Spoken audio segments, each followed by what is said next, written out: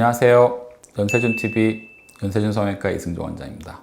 지난 시간에는 제가 가슴 성형에 대한 어떤 수술이 있는지 전반적으로 그냥 간단하게 설명을 드렸었는데요.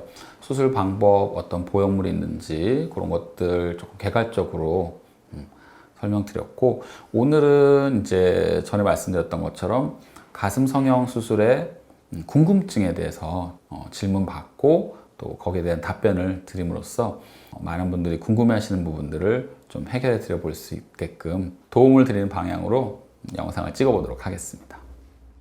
가슴의 감촉이 변하지 않을까요? 가슴의 촉감이 수술 후에는 촉감이 변하지 않나요? 수술 전과 수술 후에 가슴의 촉감이 점점 달라지지 않냐라고 질문을 주셨는데요. 수술 후에 가슴의 촉감은 시간이 지나면서 사실은 점점 좋아집니다. 예. 물론 처음 이제 수술을 이제 받으시고 나면 보형물이 들어간 다음에 그 보형물 주변으로 피막이 형성이 됩니다. 그 피막이 그래서 우리가 한 달째쯤까지 좀 단단해졌다가 시간이 지나면서 점점 풀리게 되세요. 물론 이제 가슴의 촉감이라는 건 보형물 자체뿐만 아니고 개인적인 차이도 분명히 있긴 하세요. 어떤 부분이냐면 1차적으로는 얼마나 좀 이렇게 단단한지 아니면 좀 더 부드러운지, 또는 수술 전에 유선 조직의 양이 적었는지 많았는지, 또는 마른 체형인지, 그런 어떤 개인적인 차이에 따라서도 가슴의 촉감이 개별적인 차이가 있긴 하지만 일반적으로는 잘 관리하시고 또 최근에 이제 구연구축 예방약 같은 거 잘 드시고 하시면 시간이 지나면서 가슴의 촉감은 원칙적으로는 사실은 점점 좋아지게 됩니다. 가슴 성형이 유방암과 관련이 있나요? 제가 이제 저번 시간에 이제 한번 말씀을 드렸었는데, 일단 결론부터 말씀드리면 유방 확대 수술, 그러니까 실리콘 코에시브 젤을 이용한 실리콘 보형물을 이용한 가슴 성형은 유방암과는 직접적인 연관이 없습니다. 예전에 액체 실리콘을 넣었던 보형물을 사용했던 경우에 7, 80년대에 이제 보형물이 파손된 이후에 액체 실리콘이 유선 조직으로 스며들면서 유방암을 유발했던 적은 있지만, 지금은 보형물 자체도 근육 안쪽에 삽입을 하게 되거든요. 근데 유방암이 발생하는 위치인 유선 조직은 근육 위쪽에 있어요. 그러니까 대흉근으로 인해서 보형물하고 유선 조직은 격리가 되기 때문에 이 보형물로 인해서 유방암이 발생된다, 이거는 제가 봤을 때는 연관이 없다고 보시는 게 맞습니다. 결혼을 안 하신 분들이, 여성분들이 가슴 성형을 했을 때 결혼을 한 후에 출산하고 나서 모유수유에 지장을 주지 않을까라는 질문이 있습니다. 모유수유에 대해서 또 말씀 주셨는데, 모유수유도 유방암하고 똑같은 결론입니다. 유방 확대 수술을 했다고 해서 모유수유에 전혀 지장이 없습니다. 우리가 보형물이 넣는 공간은 대흉근 안쪽이거든요. 근데 모유를 만들어내는 조직은, 유선 조직은 대흉근 바깥쪽에 있습니다. 그렇기 때문에 대흉근에 의해서 마찬가지로 보형물하고 유선 조직은 격리가 되어 있기 때문에 모유수유를 하는 유선 조직에는 전혀 영향이 없습니다. 따라서 유방 확대 수술을 한다고 해서 모유수유에 지장이 생기느냐? 그렇지는 않습니다. 가슴 성형을 할 때 네. 마취에 대한 방법이 마취. 가슴 성형의 마취에 대해서 또 궁금증을 가지고 계신 분들이 계신데요. 과거에는 가슴 성형 그러면은 전신 마취 수술로 여겨졌었어요. 왜 그러냐면 그 당시에는, 과거에는 겨드랑이 절개를 많이 했었죠. 지금도 물론 겨드랑이 절개는 전신 마취를 하는 게 저는 맞다고 생각을 합니다. 왜 그러냐면 아무래도 절개 부위로부터 대흉근을 터줘야 되는데 이 가슴 조직까지 거리가 좀 멀어요. 그래서 안쪽에 혹시나 출혈이 되는 경우라든지 그런 조처 때문에 제가 봤을 때는 겨드랑이 절개는 전신 마취를 하는 게 맞고, 밑선 절개 같은 경우는 전신 마취를 할 수도 있고 수연 마취를 할 수도 있어요. 근데 전신 마취하는 경우에는 어떤 경우냐, 천식이 있다든지 또는 기저질환이 있다든지 그런 식으로 수연 마취의 위험성이 조금이라도 있는 경우는 전신 마취를 하시는 게 안전하실 거고, 그렇지 않고 평소 질환이 없고 건강하셨던 분들 같은 경우에는 밑선절개 정도는 제가 봤을 때는 수면 마취로도 충분히 수술을 진행을 해드릴 수가 있겠습니다.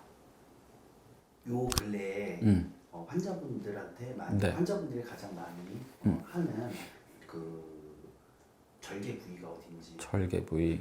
수술 부위가 절개 부위에 대해서 또 궁금증을 가지고 계신 분이 계신데요. 저번 시간에 제가 한 번 말씀드리긴 했는데, 절개 부위는 최근 많이 하는 절개는 솔직히는 이제 반반인 것 같아요. 불과 한 5년 전만 해도 겨드랑이 절개가 한 70%, 그 다음에 밑선 절개 한 30% 정도였는데, 최근에는 오히려 회복이 빠르고, 그리고 또 어떤 몸에 남는 흉터라든지 이런 거에 대한 최대한 부담을 좀 덜어드릴 수 있게끔, 가급적이면 흉터라든지 그런 부분에 대해서 최대한 좀 흉터가 덜 남게 이렇게 처리를 하고 있기 때문에, 오히려 그리고 또 약간 이제 생활 패턴이 좀 바뀐 부분, 나시를 많이 입는다든지 또는 이제 수영장, 뭐 운동하시는 분들 같은 경우에는 또 우리가 약간 나시티 같은 거 입고 운동하시는데 이렇게 뭐 엮기 들 때 겨드랑이 흉터 남고 이러면 좀 사실 좀 거부감이 있긴 하시거든요. 그래서 겨드랑이 절개 반, 밑선 절개 이제는 거의 50대 50인 것 같아요. 그러니까 오히려 나는 그냥 몸에는 절대 흉터 남고 싶지 않다 하시는 분들은 아직까지 물론 이제 겨드랑이 절개를 많이 하시는데, 나는 오히려 그냥 몸에 조금 이거 뭐 가리는데 뭐 가슴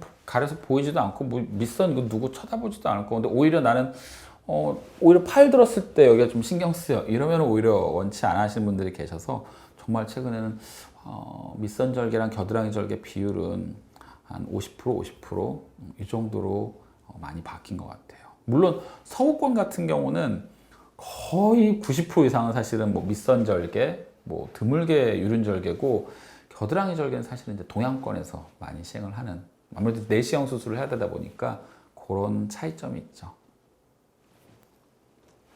가슴 성형의 부작용. 그 다음에 이제 많은 분들이 또 이제 궁금해하시는 내용 중에 가슴 성형의 부작용에 대한 부분을 우려하시는 분들이 많으신 것 같아요. 네, 물론 이제 가슴 성형도 많이들 원하시지만 이제 흔히 얘기하는 인공 보형물이 들어가는 수술이다 보니까, 제가 코 성형 수술 편에서도 말씀을 드렸지만, 이 인공 보형물 중에서 그러니까 실리콘 보형물은 사실은 인류 역사상 쓰이고 있는 인조 물질 중에 가장 안전한 인공 보형물입니다. 실리콘 그 재질 자체가요. 왜냐면 인공 보형물이 가져야 될 조건들이 몇 가지가 있어요. 뭐 변형되지 않아야 된다라든지, 또는 염증률이 낮아야 된다라든지, 그 사실은 조건을 가장 많이 갖추고 있는 건 사실 실리콘 보형물이긴 하거든요. 물론 그럼에도 불구하고 이게 내 몸에 원래 있던 자연 물질이 아니고 인조 물질이다 보니까 생길 수 있는 부작용들이 물론 있습니다. 1번으로는 염증이 되겠고요. 염증은 근데 사실은 99% 이상 대부분은 괜찮으세요. 근데 드물게 정말 운이 좋지 않게 어떤 그 인공 보형물 주변에 이제 세균 번식으로 인해서 염증이 생기는 경우가 있겠고요. 그런 경우는 최악의 어쩔 수 없이 보형물을 제거를 해야 될 수도 있고요. 그 다음에 이제 또 우려하시는 부분들이 넘버 2가 구형구축입니다. 구형구축이라는 건 뭐냐면, 콧대랑도 마찬가지니까 인공 보형물 주변에 피막이 형성이 되는데, 그 피막에 세균이 번식을 함으로써 이 피막이 조여들게 되면서 수축 현상이 일어나서 그 조직이 쪼그라들고 딱딱해지고 심지어는 모양의 변형이 오는 걸 이제 구형구축이라고 하거든요.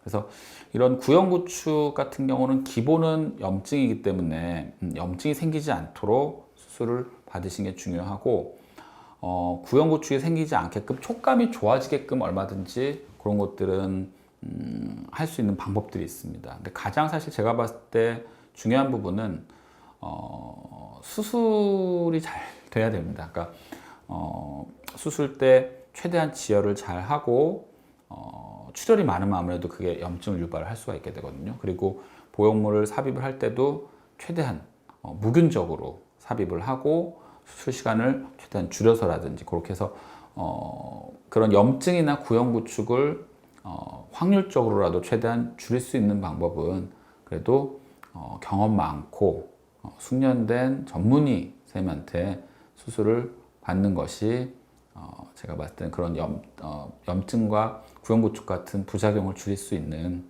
가장 좋은 방법이 아닐까 싶습니다. 오늘은 가슴 성형에 대해서 가장 많이 궁금해하시는 부분들에 대해서 궁금증에 대해 답변을 드리는 시간을 가졌습니다. 다음 시간에는 좀 더 유익한 내용, 좀 더 풍부한 내용을 가지고 여러분들을 찾아뵙도록 하겠습니다. 지금까지 저는 연세준TV의 연세준 성형외과 이승종 원장이었습니다. 감사합니다.